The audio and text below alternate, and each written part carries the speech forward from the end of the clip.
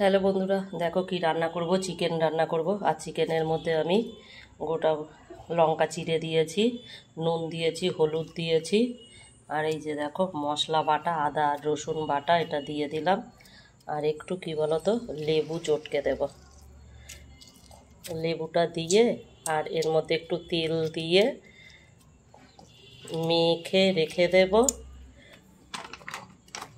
দিয়ে তারপরে একটু তেল দিয়ে এটাকে মাখবো।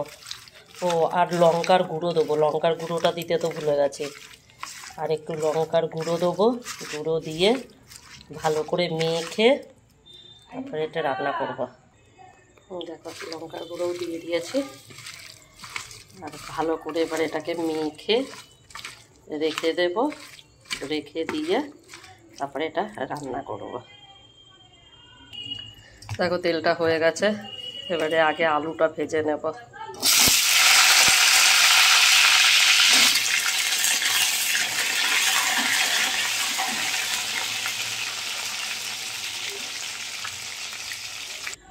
দেখো আলু ভাজা হয়ে গেছে। আর এবারে তেলের মধ্যে একটু সাদা জিরে ফোড়ন দিয়ে দিলাম। দিয়ে এবারে চিকেনটাকে ছেড়ে দেবো।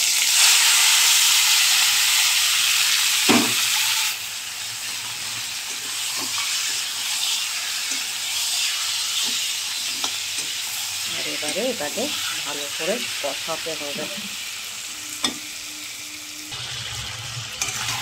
দেখো মাংস কষানো হচ্ছে।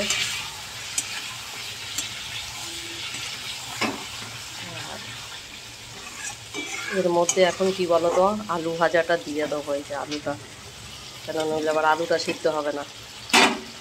ভালো করে কষাবো আলুটা দিয়ে, পরে জল দেবো। এবারে কষতে থাকুক। দেখো মাংসটা কেমন কালার হচ্ছে, দেখো কষানোটা। আর একটু কষলে তারপরে জল দেবো। আর এখানে দেখো গরম জল বসিয়েছি।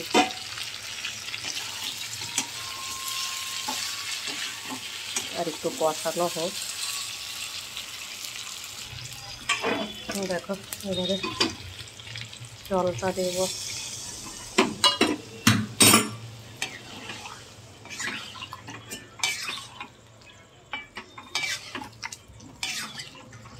এবারে ভালো করে ফুটে গেলে, আলুটা সিদ্ধ হয়ে গেলে তারপরে নামাবো। আর একটু জল দিতে হবে, এই এক বাটি জলই লেগে যাবে। ফুটবে তো একটু। এবারে ফুটে নি ভালো করে, আলু সিদ্ধ হয়ে গেলে তারপরে নামাবো। দেখো এই যে মাংসের কালার। আর মাংস আমার হয়ে গেছে, আলুও সিদ্ধ হয়ে গেছে। তো এবারে খাওয়া দাওয়া হবে।